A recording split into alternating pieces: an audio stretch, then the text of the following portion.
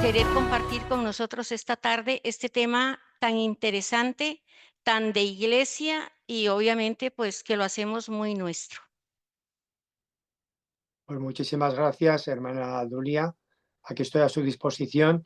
Les advierto que yo no soy un experto en sinodalidad, no soy teólogo, pero sí soy un misionero sinodal y por lo tanto tengo esa disposición a estar a su servicio para intentar presentarles de una manera global el documento final y animarles a que lo vayan difundiendo y viviendo y poniendo en práctica en sus comunidades, parroquias, diócesis, etcétera, allá donde estén ustedes presentes.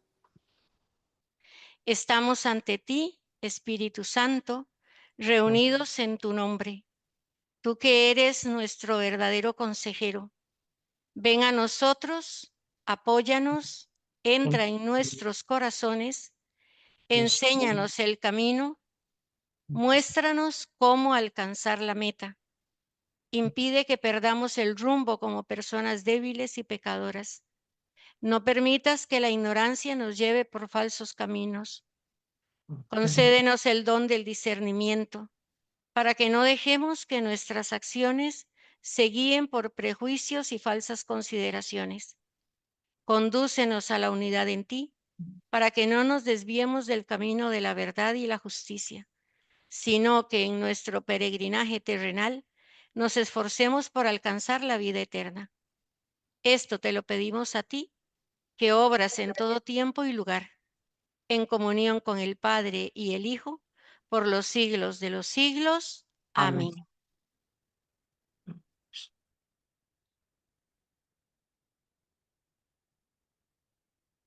Y vamos a dejar que ese Espíritu de Jesús resucitado siga animando nuestra vida cristiana desde la fe, la esperanza y la caridad. Y vamos ahora a escuchar un canto al Espíritu Santo y dejarnos llenar por esa presencia santificadora del Espíritu.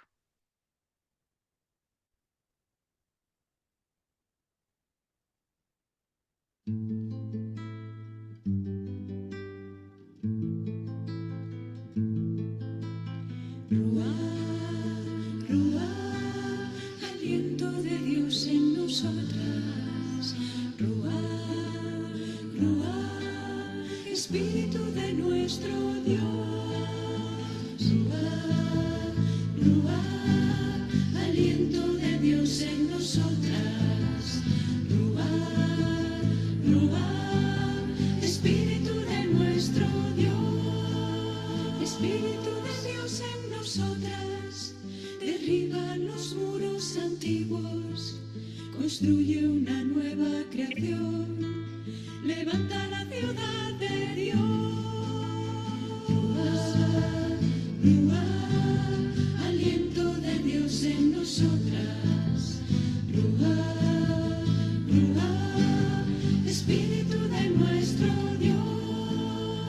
No tiemblen tus huesos, yo seré tu fuerza, haré fecundo lo estéril, los lisiados danzarán. Ruach, Ruach, aliento de Dios en nosotras. Ruach, Ruach, Espíritu de nuestro Dios, tu fuerza sobreabundará en la humilde pequeñez de la raíz de una flor, al sabio corazón anciano. Ruach, Ruach, aliento de Dios en nosotras. Ruach, Ruach, Espíritu de nuestro Dios. Nuestros mayores verán visiones y los jóvenes tendrán sus sueños. Las mujeres profetizarán y al frente irán los pequeños. Ruach, Ruach, aliento de Dios en nosotras. Ruach, Ruach, Espíritu de nuestro Dios. Sabiduría encarnada en Jesús, gracia que recrea de nuevo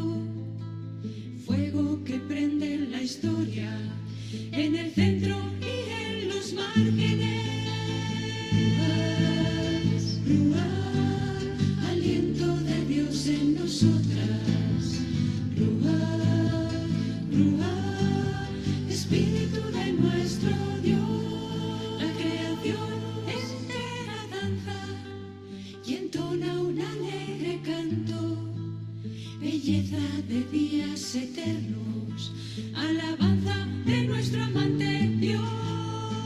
Ruach, Ruach, aliento de Dios en nosotras. Ruach, Ruach, espíritu de nuestro Dios. Raíz del tronco de Jesé, árbol con brazos tan fuertes, vida que crece muriendo y revelando la ternura de Dios. Ruach, Ruach, aliento de Dios en nosotras. Ruach, Ruach, espíritu de nuestro Dios. Benditas mujeres fuertes como Ruth, Sara y Esther, vincularon generaciones en espíritu y en verdad.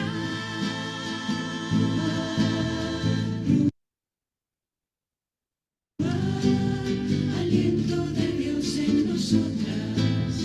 Ruach, Ruach, espíritu de nuestro Dios. Una llamada a las naciones. Mujeres, levantaos, poneos en pie, naced con nuevo poder, los humildes poseerán la tierra. Ruach, aliento de Dios en nosotras. Ruach, Ruach, espíritu de nuestro Dios. Luchamos ahora por la libertad, un mismo latido, canción del espíritu, hermanas en el gozo, en el dolor, antigua y fuerte es nuestra danza. Ruach, Ruach, ven Déu en nosaltres. Ruach, Ruach, esperit del nostre Déu. Ruach, Ruach, enquarenat-ne sabuda. Ruach, Ruach, hangaren espiritual.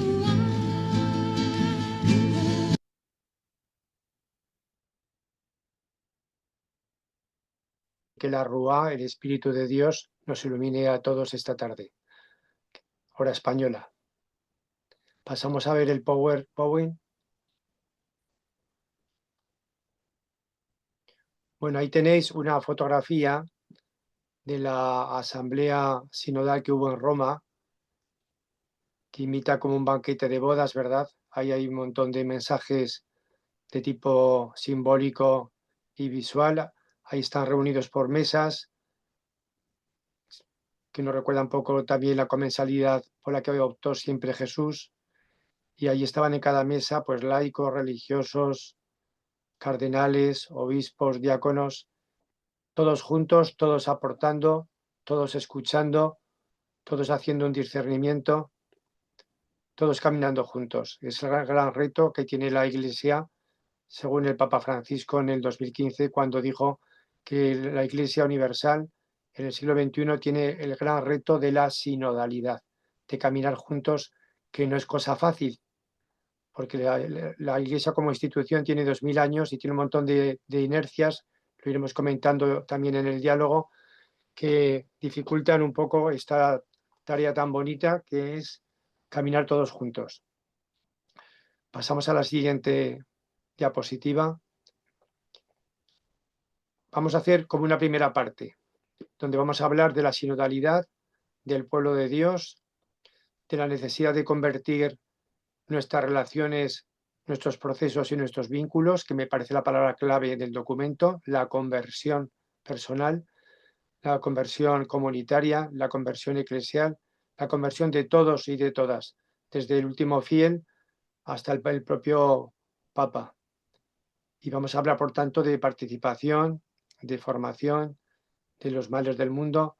En fin, son como una serie de temas transversales que creo que interesan a todos, pero luego haremos una segunda parte donde especificaremos muchas más cosas del laicado, de los retos y desafíos que el sínodo tiene para el laicado. Entre ambas partes haremos un corte, un alto en el camino, y es que os distribuirán a ustedes por salas virtuales para trabajar tres citas muy sencillas durante 10 minutos, una sobre sinodalidad, que la habéis leído todos, otra sobre el laicado y otra sobre el papel de la mujer en la Iglesia. Y habrá una intervención rápida de un par de minutos de un portavoz, de una de vosotras o uno de vosotros como portavoz del grupo, y ya pasaríamos a la segunda parte, que hablaremos de los retos que el sínodo plantea a los laicos y a las laicas, y terminaremos con un diálogo entre nosotros con el tiempo que está marcado y con una oración a la Virgen. Ese sería un poco el plan de trabajo.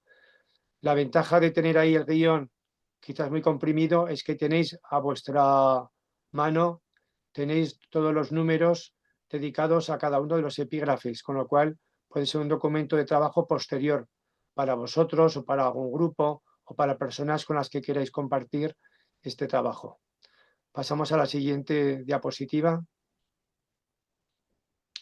Bueno, la primera cosa importante, esto quizás muchos lo tengáis claro, pero como se ha oído de todo, el sínodo no es un invento del Papa Francisco. Es verdad que él hizo la convocatoria, es verdad que él tuvo la iniciativa, que yo creo que estuvo iluminado por el Espíritu Santo, y el sínodo es, a mi modo de ver, el principal acontecimiento de la Iglesia, no solamente del siglo XXI, sino incluso después del Vaticano II, el evento más importante. Es un evento sinodal, sin precedentes, con un proceso de abajo a arriba, donde todo el que ha querido ha podido participar, laicos, religiosos, religiosas, sacerdotes, obispos, que ha tenido pues un papel importantísimo en relanzar a muchas comunidades, pero que se han encontrado también con dificultades y con resistencias, como también veremos.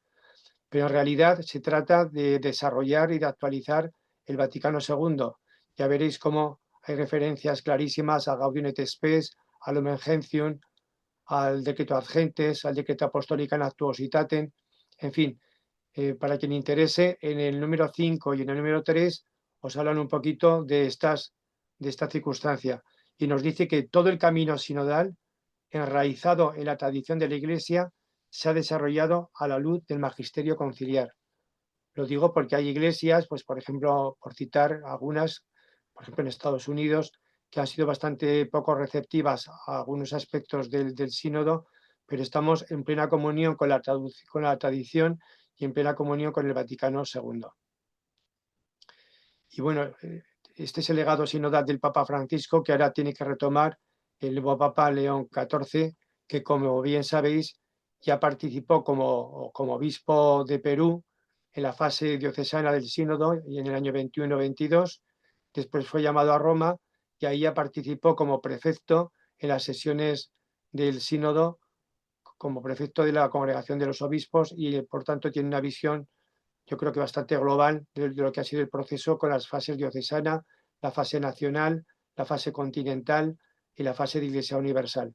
Yo creo que esto lo ha vivido muy de cerca, y de hecho en los mensajes que van lanzando, pues yo estoy convencido de que él va a continuar con este camino, aunque obviamente León XIV tiene su perfil propio, tiene su propio estilo, y también dará su impronta, como no puede ser de otra manera.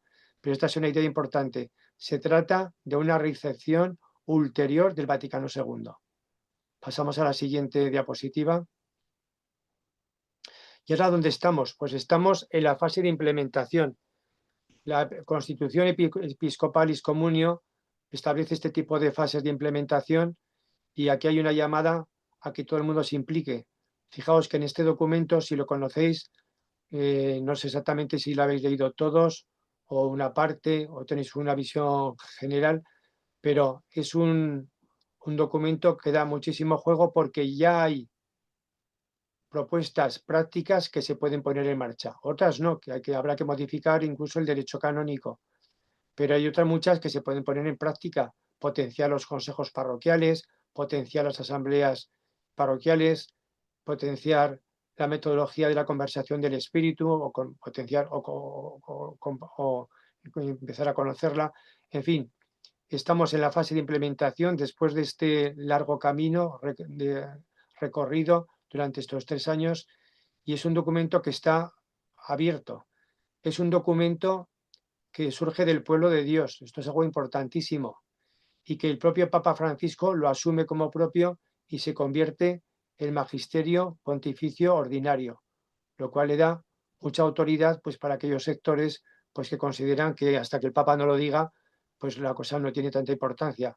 Entonces tiene mucha importancia por los dos motivos. Primero, porque ha sido fruto de un camino recorrido por toda la Iglesia Universal durante 3 años y segundo, pues porque cuenta con el respaldo del Papa Francisco y se supone que ahora del Papa León XIII.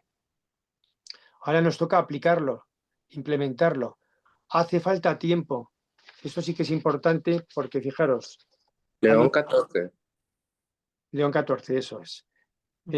Porque fijaros, hay una cita que dice, en el número 94, sin cambios concretos a corto plazo, la visión de una iglesia sinodal no será creíble, y esto alejará a los miembros del pueblo de Dios que han sacado fuerza y esperanza del camino sinodal.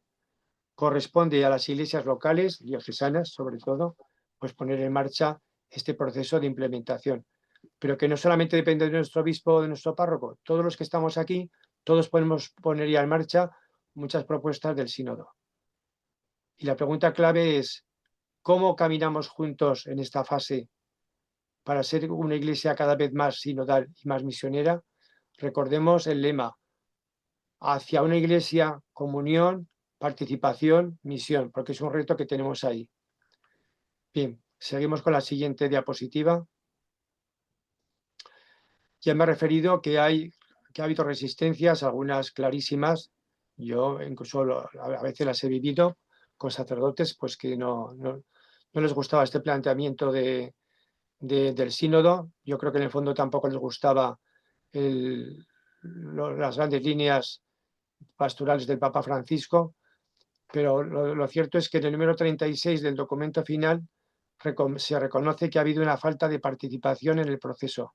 Aquí en España, de buena parte del clero, e incluso me atrevería a decir que de clero joven, de clero de menor de 40 años. Eso ha sido una de las características y sin embargo ha habido muchísima participación del laicado y sobre todo de las mujeres. Hablo de España, no hablo de vuestros países porque no lo conozco. Y bueno, el Papa Francisco conocía estas dificultades, el nuevo Papa León pues también las conoce y por eso decía también que hace falta tiempo. Hace falta tiempo porque los ritmos son diferentes. Decía el Papa Francisco en la nota de acompañamiento del documento final. Se necesita tiempo a fin de llegar a opciones que impliquen a toda la Iglesia. Por lo tanto, no hay que correr, pero tampoco hay que quedarse quietos. Y hay ritmos, yo veo aquí en España y en mi diócesis que hay ritmos muy diferentes. Hay parroquias que no conocen nada del sínodo o muy poco, otras que han presentado el documento, otras que han tenido grupos sinodales. Hay grupos que están ya organizados, que lo están trabajando, que tienen prisa y hay otros que están pues desmotivados. O sea que yo en mi diócesis veo un panorama pues bastante diverso.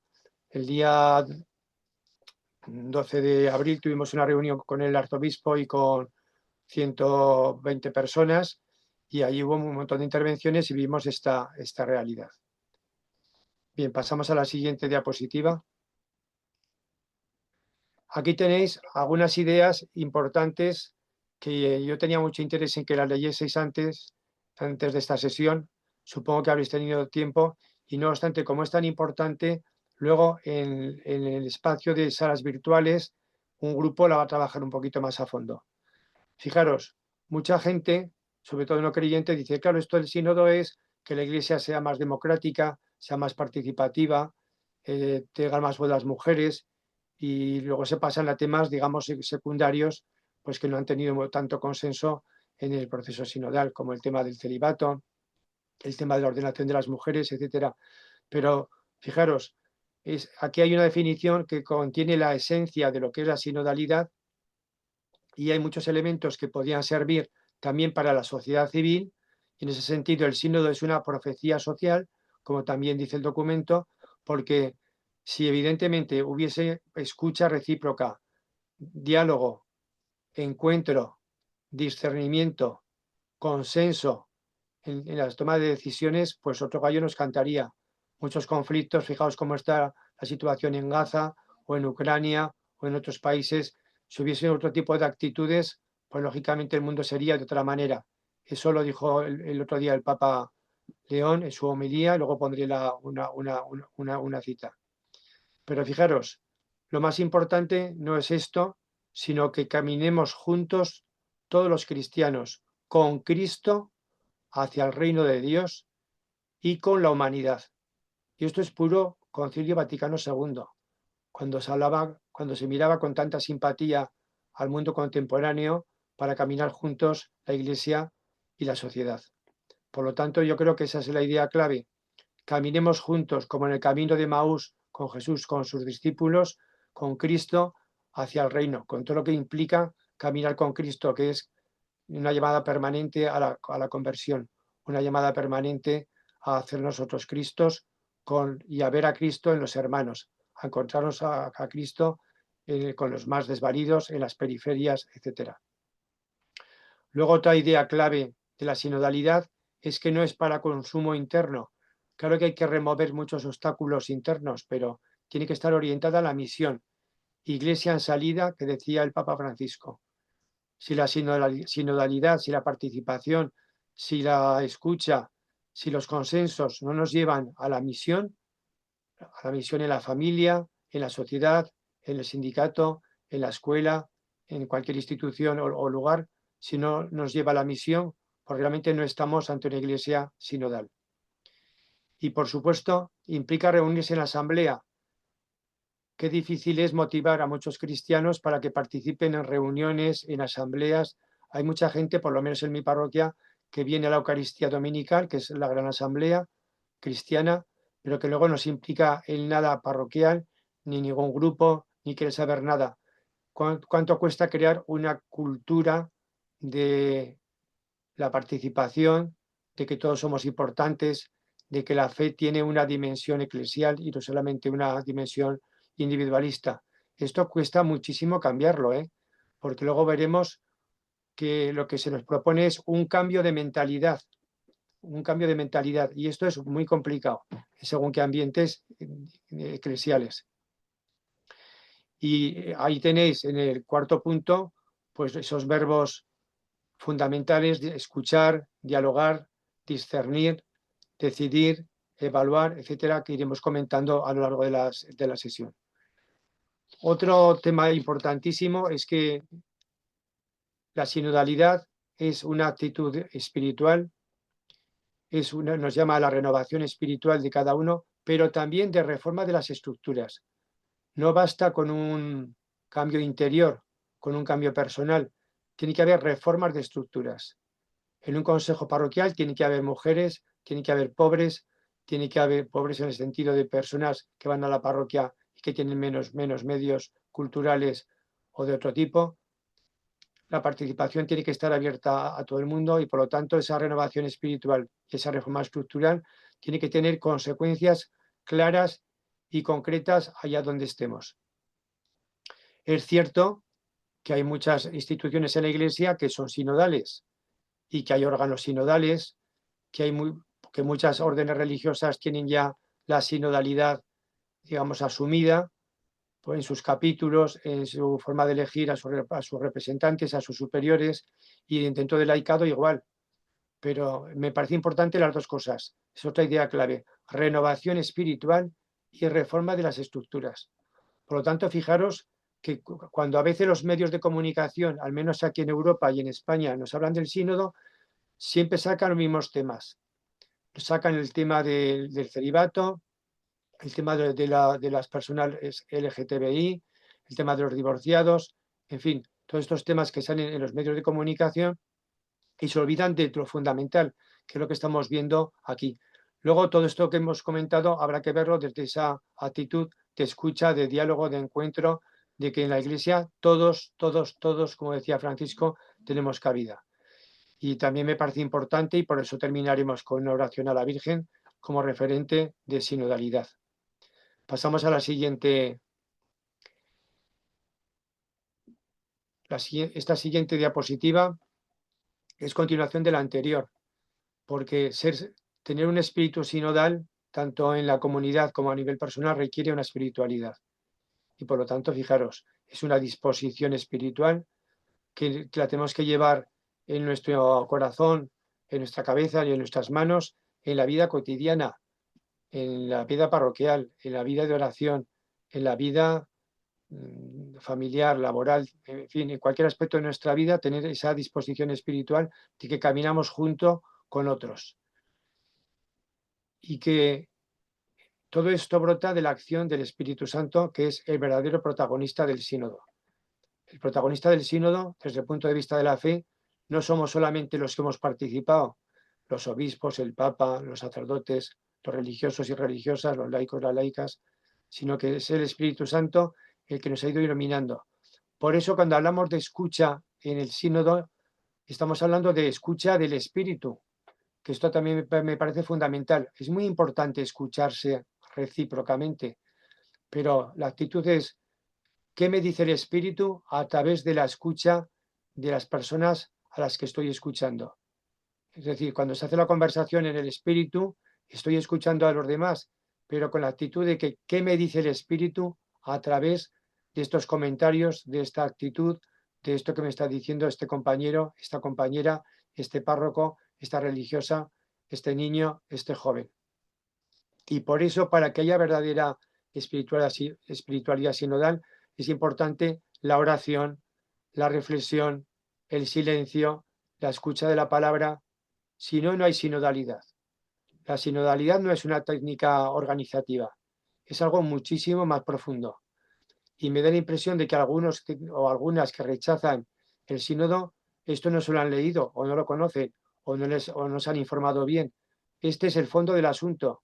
Este es el disco duro, por así decir, del documento, que es la espiritualidad y cómo eso nos tiene que llevar a una conversión y a una transformación. Y por lo tanto, para hacerlo, pues tenemos que valorar los dones y tareas que tenemos encomendados por el bautismo, que luego hablaremos de ello, y por el Espíritu, y esto lo haremos siempre con formación y con acompañamiento. Pasamos a la siguiente diapositiva. Esto ya lo he dicho prácticamente. El documento sinodal habla de 3 dimensiones.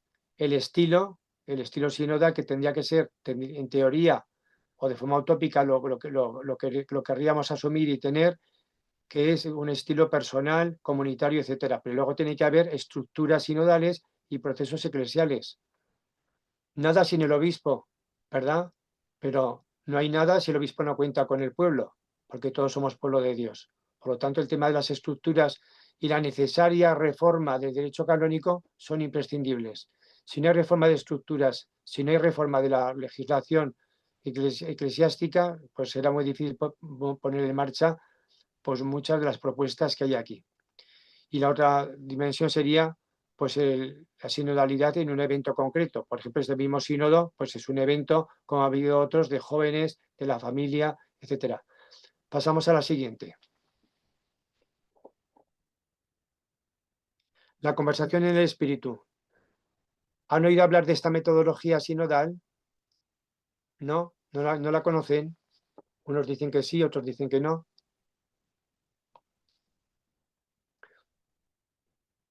Para conseguir esta espiritualidad y para poder hacer esta transformación, esta conversión de nuestras relaciones dentro de la Iglesia, relaciones clero, laicos, religiosos, religiosas, hombres, mujeres, para convertir los procesos de discernimiento y de toma de decisiones, para que no decidan unos pocos, sino que participemos y seamos escuchados todos, pues hace falta una metodología.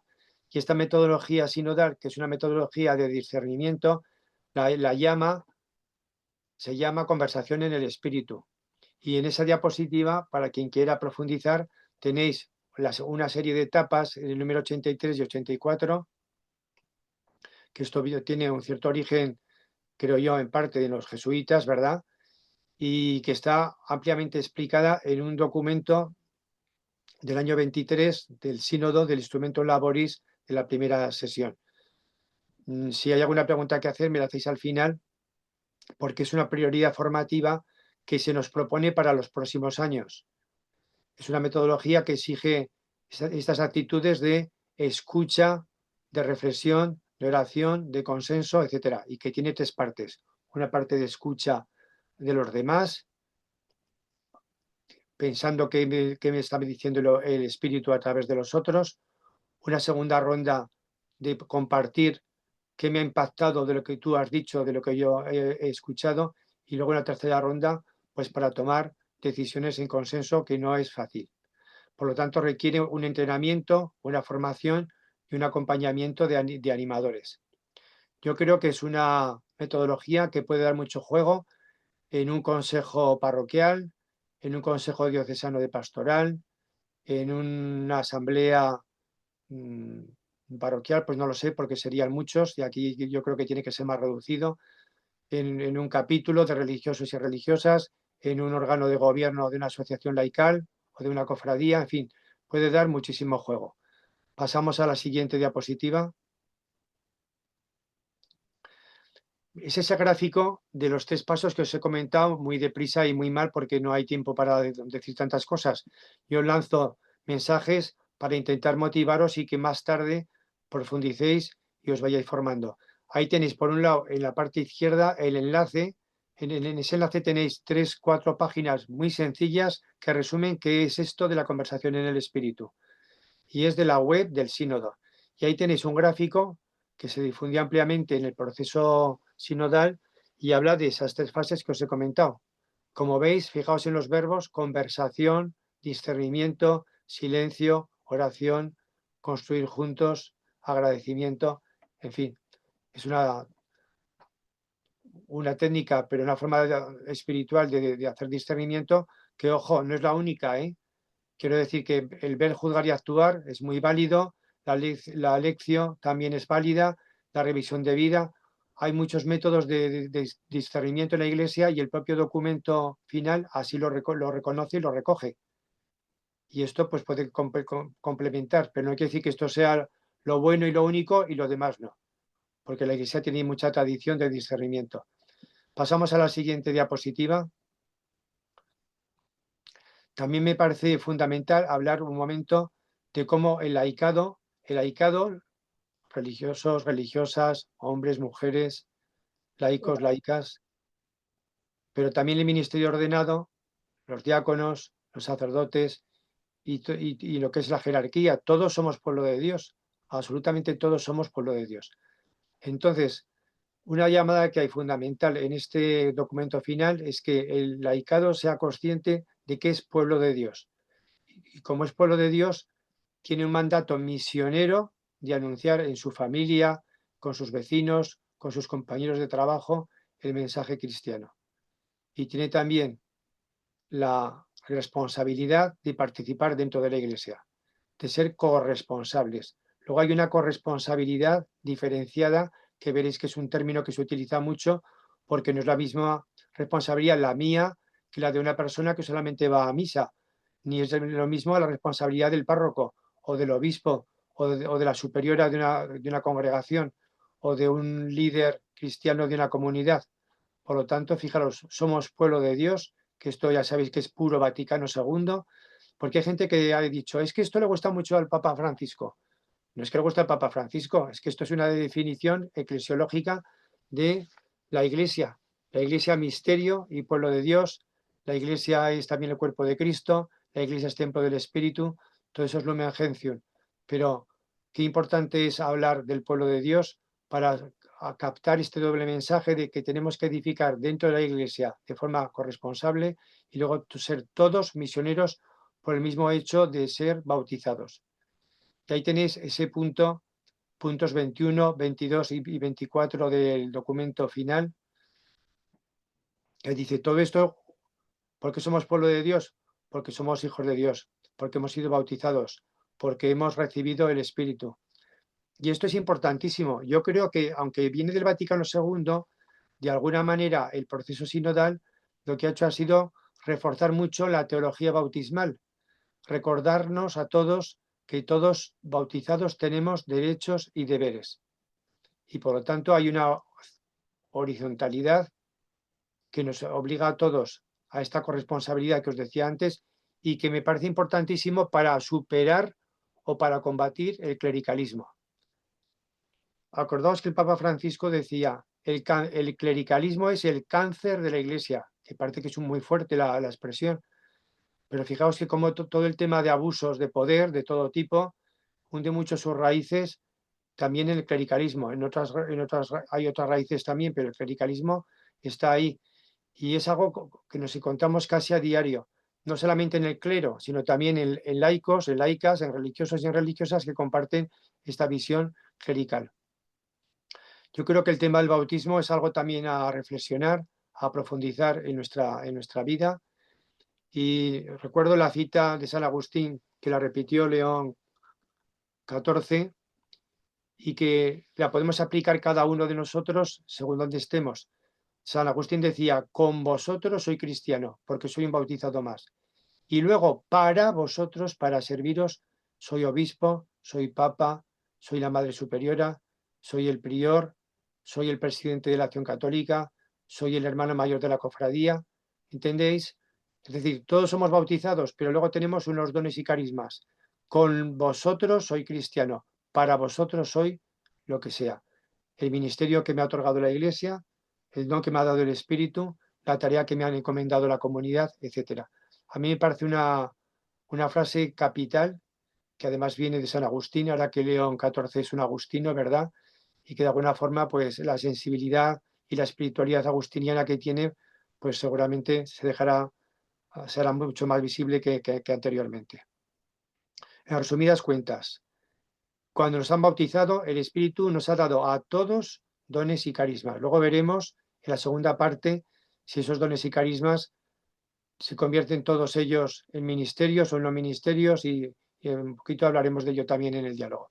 Pasamos que si no avanzamos y le pido a la hermana Pilar que cuando falten 5 minutos para el tope, que me avise y así acelero. Ok. Bueno, pues mirar, esta diapositiva está bien bastante importante. Se nos propone en el documento 3 tipos de conversión. Lo he dicho antes, cambiemos la mentalidad, que nos cuesta mucho. A mí el primero, ¿eh? Sobre todo la mentalidad clerical, la mentalidad individualista, la mentalidad de carpellismo. Esto todos lo sufrimos. En el asociacionismo laical parece que unas asociaciones sean mejores que otras, que sean más buenas, que sean más perfectas, que sean más eclesiales. Somos así. La Iglesia es de Dios, pero es también de los hombres y de las mujeres, y somos humanos y por lo tanto repetimos pues, muchísimas cosas que deberíamos evitar. Pensemos, por ejemplo, cómo el clericalismo va también a veces unido al carrerismo eclesiástico, también incluso dentro del laicao. Es decir, puedo hacer carrera, puedo hacer una trayectoria donde mi yo pues, se quede, ¿verdad?, puesto muy de relieve cuando la vocación es al servicio. Todos estamos aquí para servir. Pues bien, pero para cambiar esa mentalidad, evidentemente hace falta la ayuda del Espíritu. Eso es algo obvio porque sin él pues no podemos hacer nada porque todos, yo el primero, pues todos somos pecadores, todos somos de barro, todos tenemos muchísimas insuficiencias. Pues mirar, el documento final tiene 3 partes. Una está dedicada a las relaciones, hombres, mujeres, clero, laicos, vida consagrada, jóvenes, viejos, niños, en fin, todo el campo de las relaciones que es importantísimo en la vida de la Iglesia. Se nos llama también a una conversión de los procesos, a que se cuente con nosotros, a que se nos escuche, a que podamos decidir. Y ahí tenéis puestos los números para que también, como trabajo posterior, lo podáis profundizar. Y el tema de los vínculos, cómo los vínculos o lugares, la parroquia, la comunidad de religiosos, la diócesis, la conferencia episcopal, la curia romana del Vaticano, las curias diocesanas, todos estamos llamados a una conversión. Y el propio papado también. Pasamos a la siguiente diapositiva.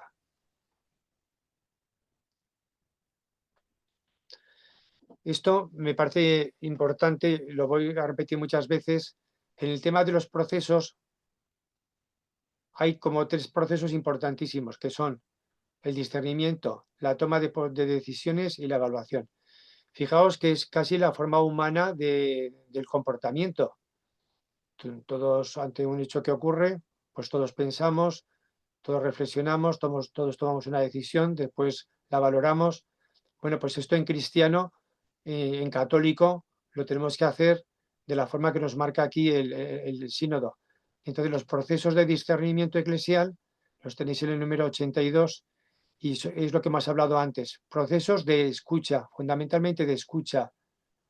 Si el párroco escucha su consejo, si el obispo escucha a los laicos, si el papa escucha a los obispos, etcétera, etcétera, si todos escuchamos y a través de todos el Espíritu nos está hablando y escuchamos al Espíritu a través de otros, pues haremos un discernimiento eclesial. Por eso es tan importante la conversación en el Espíritu como metodología. Después tenemos los procesos de toma de decisiones, que luego en el diálogo ya me diréis qué experiencia tenéis.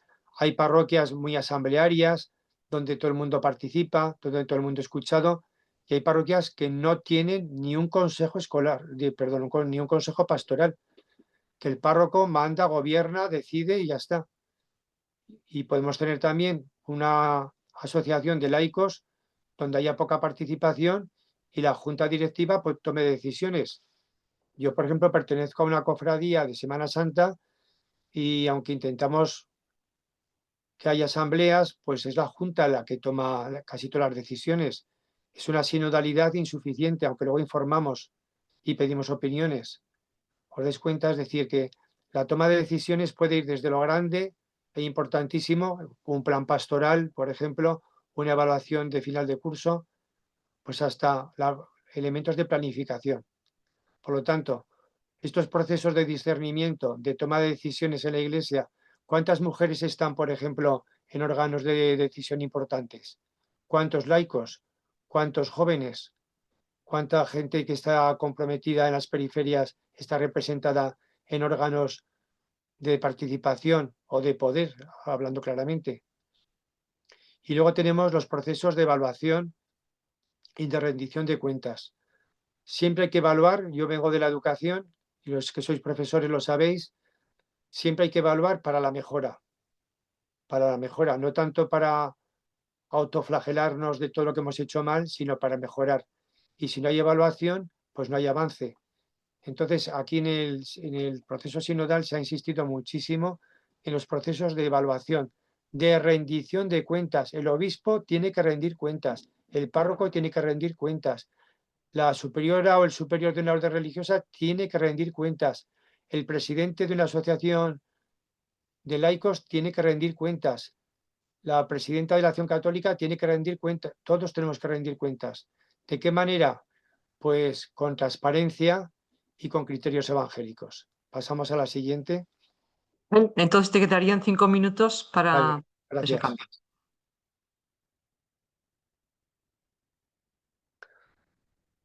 Mirad, la transparencia tiene que ser a todos los niveles, como os acabo de decir. No basta con pedirle transparencia a mi obispo, pero luego yo en mi grupo hago, deshago, no cuento con nadie, yo me lo guiso, yo me lo como, que decimos por lo menos aquí en España, ¿no? Tiene que ser a todos los niveles. Y hay una gran insistencia, VC quiere decir vida consagrada, parroquial, diocesano, etcétera, ¿no? Y luego en la rendición de cuentas, pues en el documento se establece que haya unos informes anuales, un informe anual de la pastoral que se ha desarrollado en la diócesis y un informe económico, de cómo se han gastado los recursos económicos. Estas cosas se van haciendo, más o menos, se van haciendo. Yo creo que no se parte de cero, que me parece que es otra idea importante. No partimos de cero. Hay muchas cosas que funcionan y que están funcionando bien. Entonces hay una rendición de cuentas. Ahora en España, por ejemplo, estamos con la campaña de declarar a Hacienda, al Ministerio de Hacienda, lo que hemos ganado de dinero para pagar impuestos. Pues bueno, la Iglesia, para que poder recibir ayudas de los contribuyentes, hay que marcar una X, pues tiene elaborados unos informes y rinde cuentas de en qué se ha gastado el dinero, qué gestión ha tenido, acciones de caridad, qué tipo de pastoral. O sea, que yo creo que se van haciendo cosas, pero que hace falta profundizar mucho más. Y luego también con el estilo evangélico. Hay un número precioso del documento donde se nos habla de este tipo de cosas, de cómo hay que tener humildad, hay que tener sinceridad, hay que tener transparencia, un poco pues al estilo de Jesús. Y si nos hemos equivocado en una rendición de cuentas, pues se pide perdón y se cambia. Siempre rendición de cuentas a la comunidad y con inspiración en criterios evangélicos. Ahí tenéis en el número 95. A ver si lo encuentro.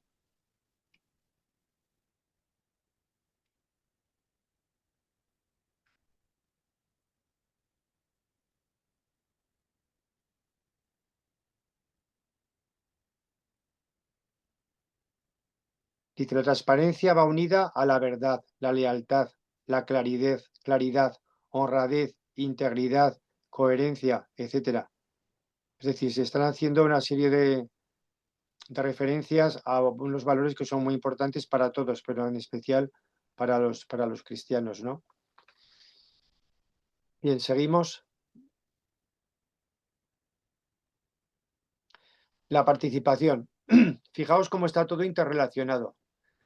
Como bautizados, estamos llamados al envío, a dar testimonio de nuestra fe, unas veces con palabras, otras veces con hechos, otras veces con el testimonio, pero es importantísima la participación, porque realmente si yo me siento miembro de la Iglesia y llamado a ser hijo de Dios, me tengo que implicar, tengo que participar allá donde el Espíritu me mande, o donde esté mi vocación plenamente desarrollada. Por lo tanto, a nadie lo obligan a estar en una parroquia, en una comunidad, en una asociación. Hay muchísimos ámbitos dentro de la Iglesia, como bien sabéis. Muchos ámbitos, muchos niveles, muchos lugares, muchas instituciones para poder participar. Como yo no os conozco, os había puesto 3 cosas, pero hay muchos más. Por ejemplo, una forma de participar para quien no ha descubierto esta dimensión eclesial de su fe, pues es vente a la asamblea de la parroquia que hacemos al principio de curso. Pues una persona con la que voy a misa todos los domingos y que tiene alguna inquietud, le puedo invitar a que venga a la asamblea. El párroco le ha invitado, pero yo también le puedo decir, vente conmigo y así te enteras. Y a lo mejor en esta asamblea descubre una dimensión al ver que hay otras personas y que el párroco no es solamente un líder, sino que está acompañando a la gente, pues la parroquia somos todos, es toda la asamblea. Yo creo que esto es muy importante.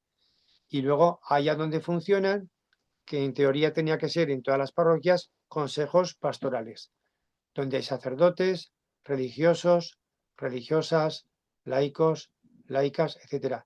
Y se insiste mucho en este documento en que haya mujeres, porque son órganos de decisión parroquial. Y otro nivel de participación es el nivel diocesano. ¿Y cómo se puede participar en la vida diocesana? Pues de muchas maneras. Hay órganos, el Consejo Presbiteral de Sacerdotes, el Consejo Diocesano de Pastoral, pero hay también un Consejo Episcopal de Gobierno. En mi diócesis son todos sacerdotes. ¿Por qué no puede haber en el Consejo Episcopal de Gobierno una religiosa y un religioso, y un laico y una laica? Yo no digo que en todas las reuniones y para tocar todos los temas, pero ¿por qué no puede haberlo? O sea, tenemos estructuras que son participativas y otras que podrían serlos, pero que falta crear sensibilidad y hacer propuestas pues para que las cosas se vayan. No sé, hace unos meses yo leí una noticia que me llamó la atención, creo que era en Austria, en Europa, cómo había nombrado a una mujer vicaria episcopal. No sé si era Suiza o era Austria, ahora no recuerdo. Bueno, pues quiero decir, se van tomando pequeñas decisiones que pueden modificar pues viejas inercias. Y luego todo lo que sean encuentros diocesanos, jornadas diocesanas, que nos convoca el obispo, etcétera, o nuestro vicario, pues eso crea también un ámbito de participación mucho más allá de mi congregación de religiosos o de religiosas o de mi parroquia. Y luego otro ámbito, ya que sois casi todos laicos, es el laicado asociado. Y aquí, ya sabéis, este apartado está también en un número en el que toca la vida consagrada y la vida de laicao. En función de los carismas y dones recibidos y de las vocaciones varias, pues hay asociaciones que están llamadas a una pastoral determinada, otras a una pastoral general, otras hacia una mayor espiritualidad. En fin, cada asociación tiene su carisma, igual que cada congregación de religiosos, cada instituto de vida consagrada, pero qué importante es que haya una coordinación, un conocimiento mutuo. Aquí en mi diócesis tenemos una coordinadora de asociaciones laicales, pero por ejemplo las cofradías, religiosidad popular, van por su cuenta y nosotros vamos por la nuestra. Pues veis, ahí habría que avanzar más en sinodalidad. O, por ejemplo, las delegaciones episcopales, cada delegación episcopal monta su chiringuito y faltaría hacer acciones en común, proponernos objetivos comunes también.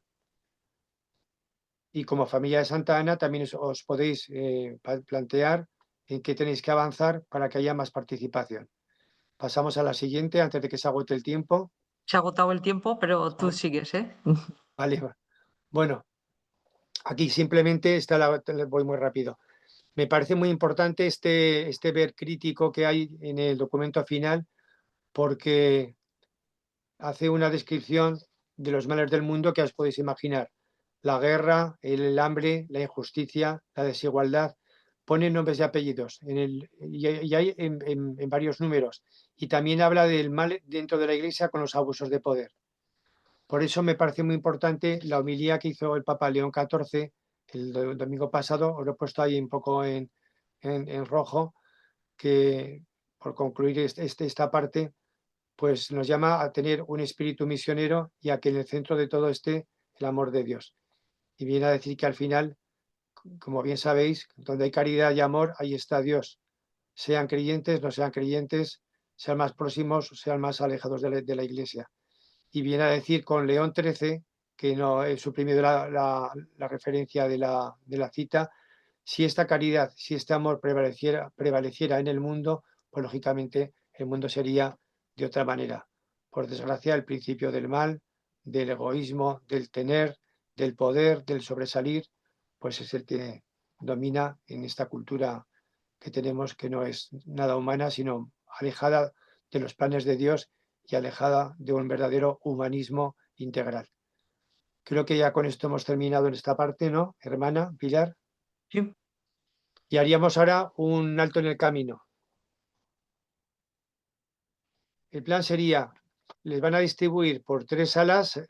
En la sala 1 van a trabajar la ficha número 1, que ahora enseñaremos. Bueno, esta ya la hemos visto, que es la definición de la sinodalidad. En la sala número 2, una cita sobre el laicado, que la vamos a ver ahora muy rápidamente, y otra sobre la mujer. Pues ustedes se reúnen 10 minutos, se les hace una pregunta porque no hay mucho tiempo y alguien que haga de portavoz y que recoja un poco la inquietud, los ecos que ha suscitado esa lectura. Vamos a pasar a la ficha, hermana Pilar. El siguiente. Sí, la sala número... Sí. ¿Veis? La ficha número 1 es la de la sinodalidad, que la tenéis todos ya leída o algo la he explicado yo. Y la pregunta es indicar 2 retos, no 20 retos, dos retos que os plantee a vosotros como laicos la sinodalidad en estos momentos. Pasamos a la siguiente ficha, la número 2, sobre el laicado. Esto es puro Vaticano II, como luego veremos. Los cristianos, los laicos, estamos llamados a ser testigos en la familia, en el trabajo, en la profesión, en el compromiso cívico, político, social, ecológico, cultural, educativo, etcétera, etcétera. Entonces la pregunta sería, ¿en qué ámbitos de compromiso nos movemos pues para intentar ser misioneros? ¿Vale? Y la tercera ficha, sala 3, pues ahí tenéis un tema que luego lo vamos a desarrollar, pero que querría un poco ya pues que lo iniciéis vosotros. en el ambiente eclesial donde estoy, las cristianas, las mujeres cristianas, sean consagradas o sean laicas, ocupan puestos de responsabilidad en la parroquia, en la diócesis, etcétera. Y ahí tenéis algunas cosas del número 60 que se podían resumir en esa frase que está en rojo, no, y que dice el sínodo: no hay nada que impida que las mujeres desempeñen funciones de liderazgo en la Iglesia. Y eso lo remacha con otra frase que ahí queda: lo que viene del Espíritu Santo no puede detenerse. Y hoy por hoy yo creo que cada vez las mujeres tienen más conciencia de bautizadas, de testigos, cada vez son más reivindicativas. Aquí en España tenemos un movimiento que se llama la Revuelta de las Mujeres en la Iglesia, donde participan laicas y también religiosas, y son muy críticas. Y a veces hay colectivos, tenemos otro colectivo en la diócesis que se llama Teología, Mujer y Teología, pero es que yo creo que hace falta esos foros tan críticos porque levantan ampollas. El tema del machismo y el tema del clericalismo levantan muchísimas ampollas en determinados ambientes eclesiales. Bueno, pues ahí tenéis las 3 fichas, repito: sinodalidad, laicado, mujer. En fin, si os parece, seguimos con la presentación. Como luego habrá un diálogo al final, pues, y vamos a insistir en estas tres fichas, en estos 3 contenidos que hemos comentado ahora mismo, que esto era como un anticipo de lo que va a venir.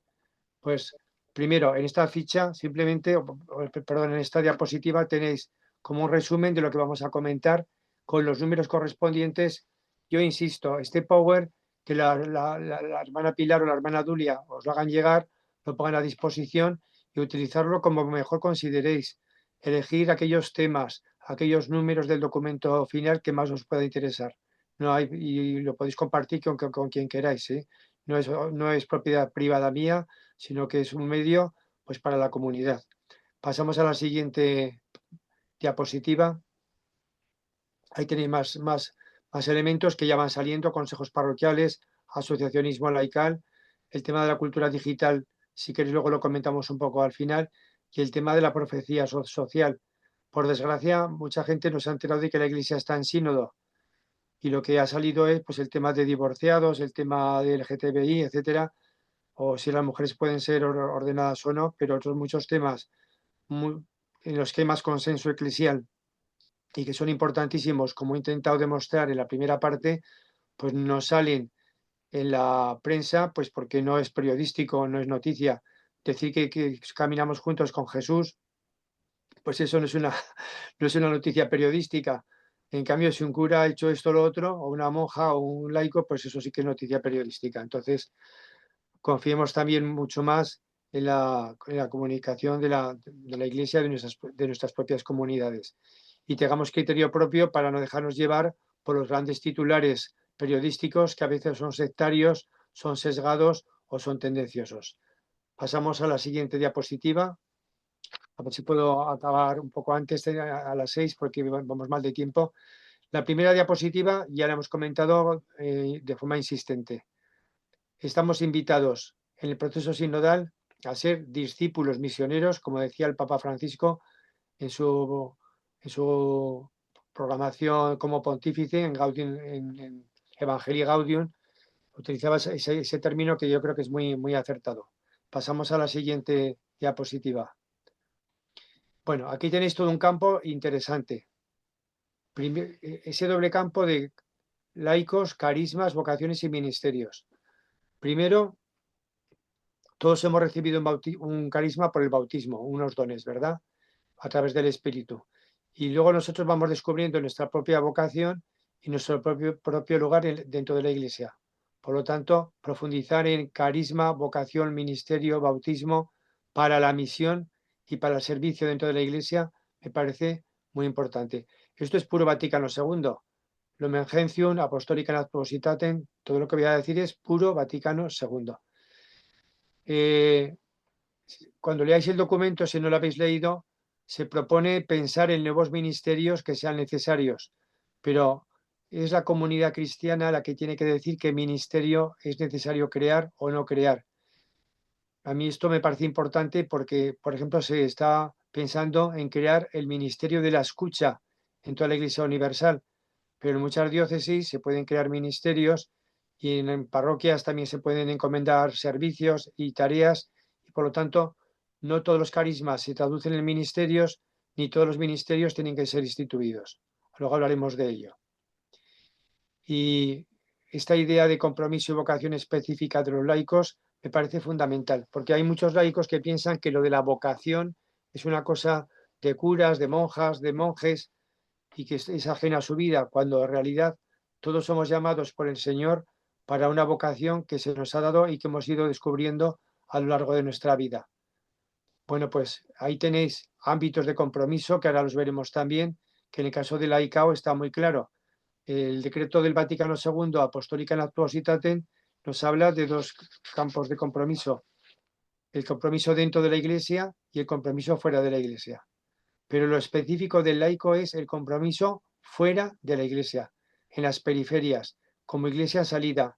Eso es lo fundamental. Por eso vamos a hablar después del trabajo, de la familia, de la política, de la educación, de la cultura, del periodismo, etcétera. Son esos dos campos que están, vuelvo a repetir, en el Vaticano II, en ese decreto del apostolado seglar, y que es lo más específico.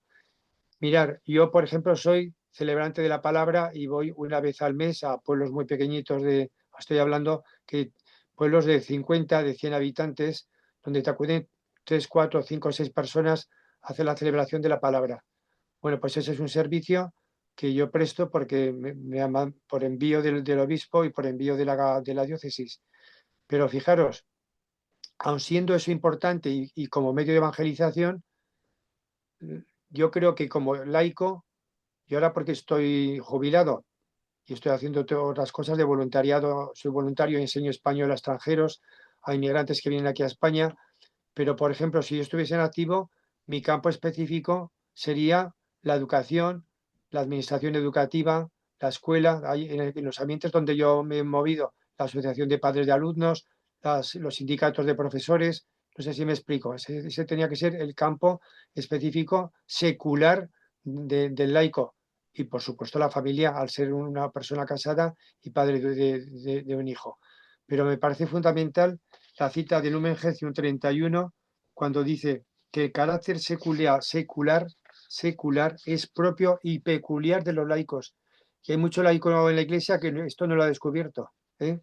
Dice, les corresponde por propia vocación tratar de obtener el reino de Dios gestionando los asuntos temporales: política, economía, educación, cultura, asociacionismo, etcétera. Y dice, allí, en esos ambientes es donde están llamados por Dios para que contribuyan a la santificación del mundo como desde dentro, a modo de fermento. A mí esto me parece un reto fundamental para el laicado, no ya en la época del Vaticano II, sino en estos momentos.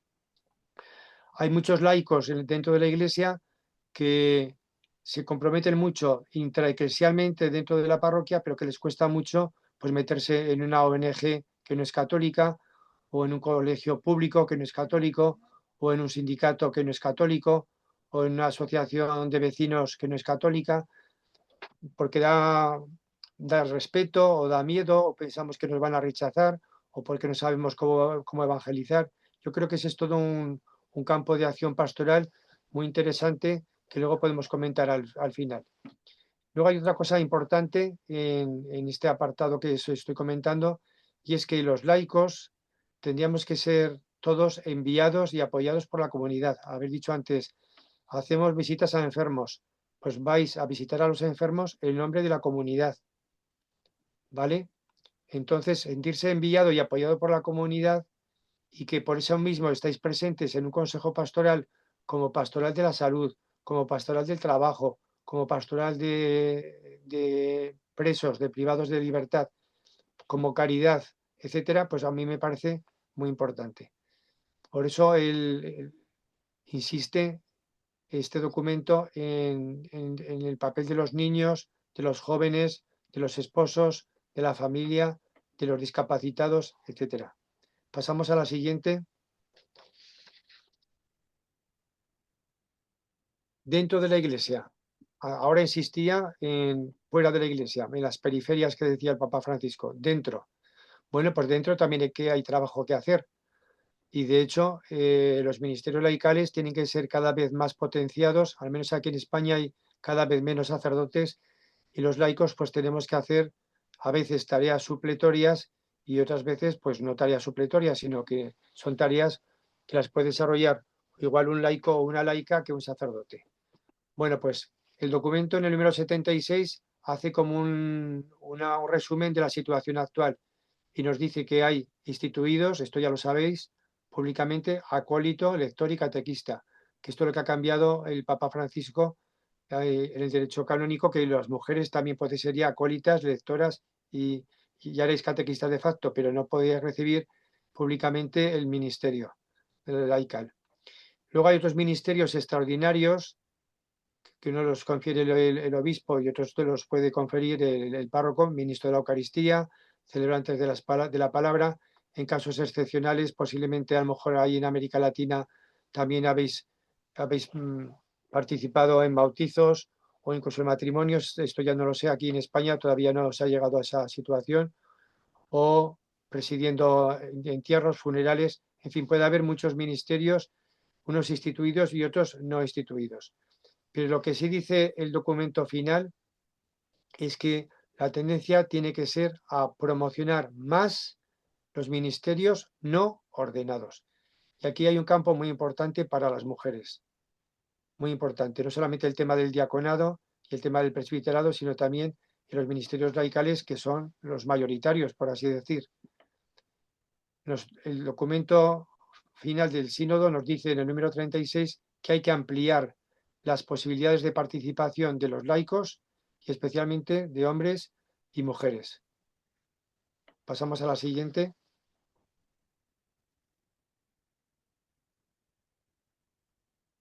Esto ya lo he comentado antes. La doble tarea dentro de la iglesia, a cintra y a destra y afuera, hacia las periferias, hacia iglesia en salida, con esos ámbitos que antes he comentado y que ya pasamos a la siguiente diapositiva porque ya se repite un poquito lo que he dicho antes. Me parece, es una tarea que yo os querría encomendar o invitar, esta ficha que la leáis muy despacio porque todos sois laicos, hay alguna religiosa también, pero fijaros en el número 66 y en el número 58. Yo creo que hay que hacer aquí una gran labor para formar laicos comprometidos en los ambientes, en las instituciones, en la vida pública. Incluso, ¿por qué no puede haber católicos que sean sindicalistas, que sean políticos, que sean alcaldes, que sean concejales, que sean diputados? Pues también pueden serlo. No digo yo que sea lo mejor, pero pueden tener la vocación de prestar ese servicio a la sociedad. Pero luego en el día a día, ya lo hemos comentado antes, en el trabajo, en la profesión, en el compromiso cívico, en el asociacionismo, en una plataforma ecológica, en un movimiento social, pacifista, feminista, ecologista, en fin, todos los istas que queráis poner. Ahí también estamos invitados a estar presentes dentro de la Iglesia, incluso colaborando con ONGs que no son católicas. Hay ONGs que son católicas y ahí estamos muy cómodos, pero hay otras que no lo son. Y ahí también pueden estar los cristianos dando un compromiso y un testimonio. En definitiva, todo esto también está relacionado con los carismas y dones que el Espíritu nos ha dado y cada uno tiene que descubrir dónde está su misión, a dónde le llama el Señor estar. Y según las etapas de la vida, según las edades que hemos tenido, según si hemos trabajado o no, según seamos consagrados o no consagrados, pues cada uno tiene una vocación, tiene una llamada, o es la propia comunidad o es tu propia congregación religiosa la que te encomienda pues un destino, un trabajo, una tarea, un nombramiento, una responsabilidad, etcétera. Por lo tanto, es una llamada para todos los bautizados. Esto es lo que se llama en el documento la corresponsabilidad diferenciada. Todos somos corresponsables dentro de la Iglesia y fuera, pero de forma diferenciada en virtud de las vocaciones, dones y ministerios que desempeñamos. Pasamos a la siguiente. Bueno, el tema de las mujeres Mirar, yo he oído a gente que ha dicho, es que lo de la mujer ha quedado en nada. Primero, que no es cierto. Segundo, que el número 60, por eso os lo he puesto, aunque no he puesto todo, que es mucho más largo. Leerlo con muchísimo detenimiento y veréis el campo amplísimo que hay ahí, cómo el tema del diaconado está abierto. El del presbiterado no, porque no hay ningún tipo de consenso eclesial en ese sentido. Pero fijaros que hay un campo tremendo de compromiso para la mujer. Pero hay otros números también, os he puesto el 52, el 77, donde las mujeres consagradas o laicas pueden estar, igual que los hombres, en puestos de decisión, que no exijan ser sacerdotes, evidentemente, en órganos de participación, etcétera. Ahí tenéis varios números, por lo tanto, el tema de la mujer está, digamos, disperso en distintos números y no solamente en el número 60. Pasamos al siguiente. Ahí tenéis, por ejemplo, el número 36. Y en relación a este tema, con la conversión relacional. Cuando hablábamos antes de convertir las relaciones, que viene a decir que dentro de la Iglesia hay mucho camino que hacer todavía para que haya igualdad entre hombres y mujeres, en respeto, en aceptación, en encomiendas, en participación, en responsabilidades, etcétera. Y por lo tanto, las niñas, las jóvenes, las esposas, las mujeres que tienen algún tipo de discapacidad, todas tienen su misión y su papel dentro de la Iglesia, y las consagradas y, por supuesto, las teólogas, que cada vez hay más mujeres teólogas preparadas y que tienen ese carisma especial que les da el ser mujeres. Pasamos a la siguiente. Bueno, estos son unos datos, ya los veréis más despacio, pero a veces cuando se dice, es que la mujer no pinta nada en la Iglesia, hombre, yo creo que habrá que analizar cada realidad. En la diócesis de Zaragoza, ahí tenéis algunos datos que yo aún así no estoy satisfecho. Quiero decir que hay que hacer mucho más. Los datos son bonitos, pero hay mucho camino que hacer. Lo que no me parece bien es ver la botella medio vacía, que decimos aquí, al menos aquí en España. Se van dando pasos, son insuficientes. Fijaros, por ejemplo, cómo en el Consejo Diocesano de Pastoral, que es un consejo que asesora al obispo, casi el 50% son mujeres. La mayoría somos laicos. Es decir, esto es un órgano claramente sinodal, en el que si se nos llama a estar, hay que pertenecer. Y lo que diga ese órgano nos tiene que interesar y nos tienen que informar las personas que allí nos representan. Fijaos, por ejemplo, como delegadas episcopales, delegadas por el obispo, hay 13 mujeres de 23, el 56%. La delegada de Manos Unidas, de Apostolado Seglar, de Pastoral Penitenciaria, en fin, hay muchísimas delegaciones encomendadas a mujeres. Pero luego las vicarías, que son las zonas de la diócesis está dividida en 6 vicarías, la mayoría absoluta son mujeres las que representan a las vicarías en el Consejo Diocesano de Pastoral. Y hay otras mujeres, en la CONFER casi todos son mujeres también. Y luego tenemos también mujeres en celebrantes de la palabra, tenemos una mujer que es la coordinadora general de la pastoral de la diócesis, la secretaria del Centro de Teología, no la administrativa, sino el equipo directivo es una mujer. Tenemos una obra diocesana, un colegio cuya presidenta es una mujer también. No es recota, sino la rectora, eso está mal puesto, me lo ha corregido, la rectora de la Universidad de San Jorge, que es una universidad de la Iglesia, esa es una mujer también. Quiero decir que vamos dando pasos, que son insuficientes, pero que estamos en camino. Pasamos a la siguiente diapositiva. Bueno, de aquí, de alguna manera, yo querría resumir por qué podemos y debemos participar en cosas que ya he dicho antes, para que veáis que estamos pasando a temas más prácticos, pero que estaban fundamentados en todo lo de la primera parte. Porque laicados somos pueblo de Dios, porque caminamos todos juntos con Jesús para construir su reino aquí y luego acabar con vida plena en el más allá.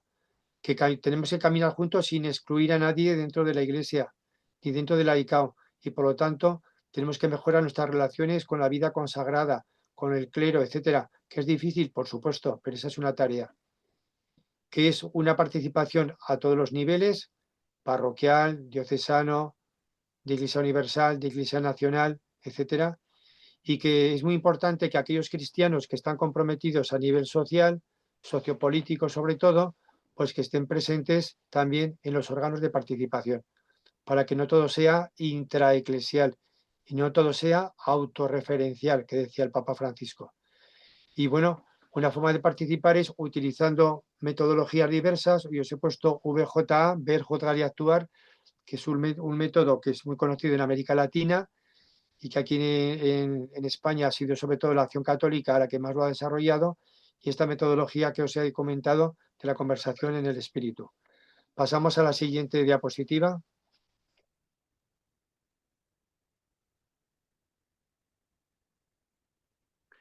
Para todo esto hace falta formación. Insiste muchísimo el documento final del sínodo en que esa formación tendría que ser para todo el pueblo de Dios, para sacerdotes, para obispos, para religiosos, religiosas, laicos y laicas. Y propone algunos ámbitos específicos, por ejemplo, el entorno digital, del cual hablaremos después, el tema de la prevención de abusos y el tema de la doctrina social de la Iglesia. Y ahí tenéis una serie de cosas que ya va recordando el nuevo Papa León XIV, y el Papa Francisco también era muy insistente en la doctrina social de la Iglesia. En realidad, también el Papa Benedicto y nos digamos el Papa Juan Pablo II. Es verdad que cada pontífice tiene su estilo y tiene sus propias, digamos, prioridades pastorales, pero la doctrina social de la Iglesia ya desde León XIII ha marcado unos rumbos, y quien esté de Papa, pues ahí es una invitación al compromiso sociopolítico de todos los cristianos. Y en el número 151 del documento final sinodal, ahí tenéis cómo se nos invita a trabajar por la paz, por el cuidado de la casa común, por la defensa de la vida, por los derechos humanos, por un trabajo digno, por una economía justa, por una ecología integral.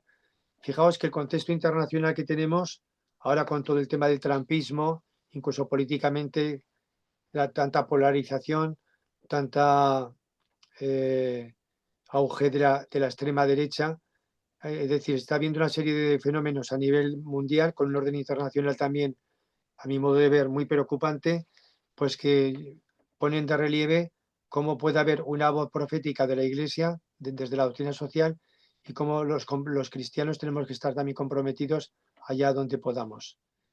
Hace falta, pues, una formación también en doctrina social de la Iglesia para quien esté desorientado y no sepa cómo guiarse.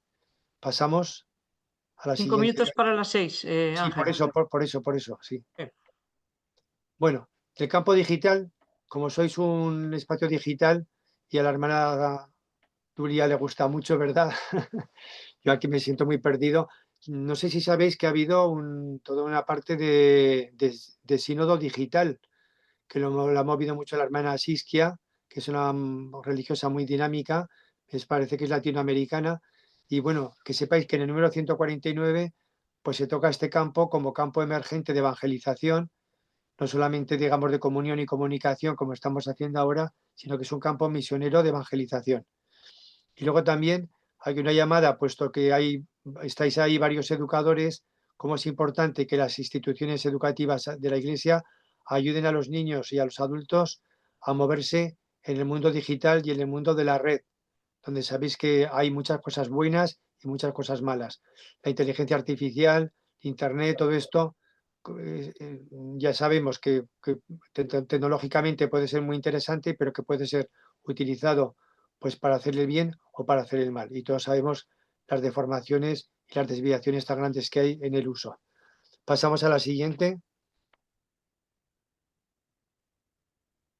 Mirad, hemos dicho, estamos en la fase de implementación del sínodo.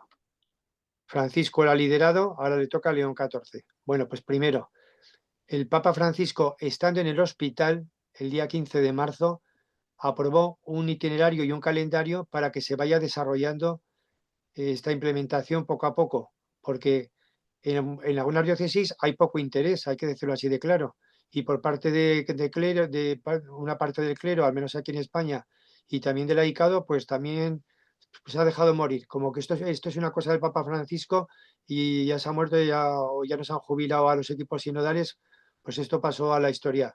Pues no, el Papa Francisco le dio un empujón sinodal importantísimo con un calendario hasta el año 28 y ahora estamos a la espera de que se nos presente un documento de apoyo que va a publicar la Secretaría General del Sínodo, por lo cual les invito a que estén atentos a conocerlo.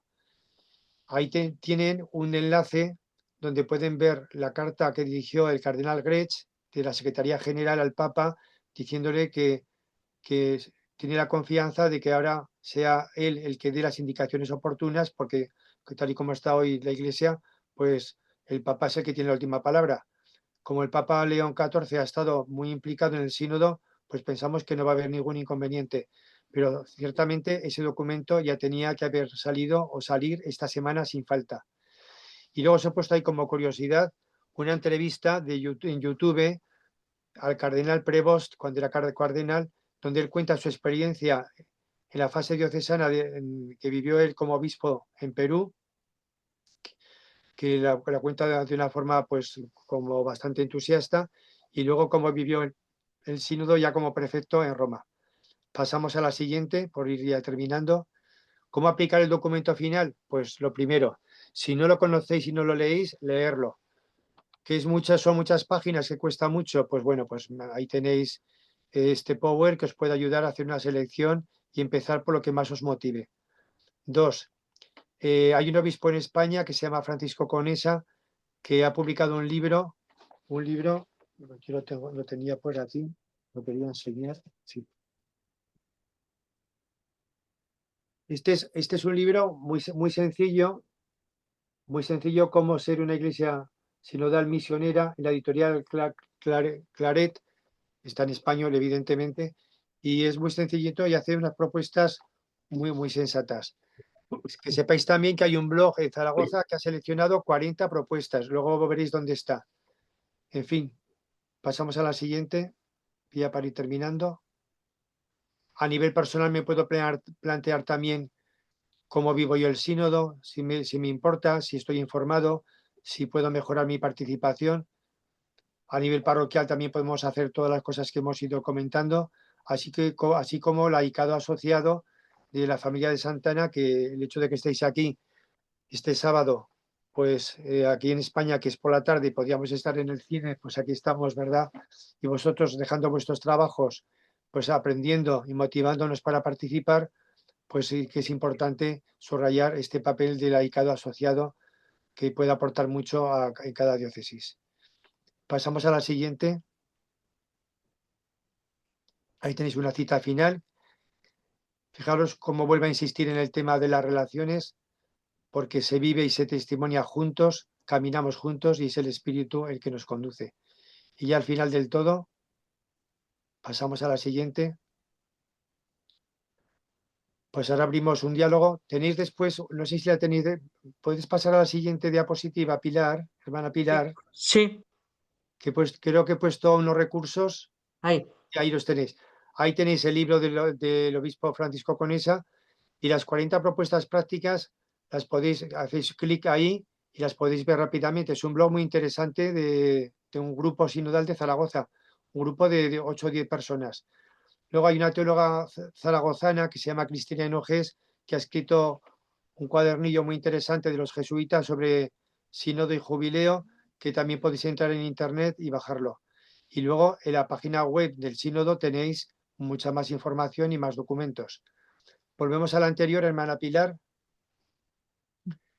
Y ahora sí que abrimos el tiempo que nos diga la hermana Pilar, pues si queréis como mucho 5 o 10 minutos, pues tener un diálogo de cómo nos afecta como laicos el documento, qué interpelaciones nos ha producido, qué podemos hacer, qué dificultades tenemos, en fin, lo que queráis. Y acabaremos con una oración a la Virgen. Madre, Madre, ayuda nuestra fe. Abre nuestro oído a la palabra, para que reconozcamos la voz de Dios y su llamada. Aviva en nosotros el deseo de seguir sus pasos, saliendo de nuestra tierra y confiando en su promesa.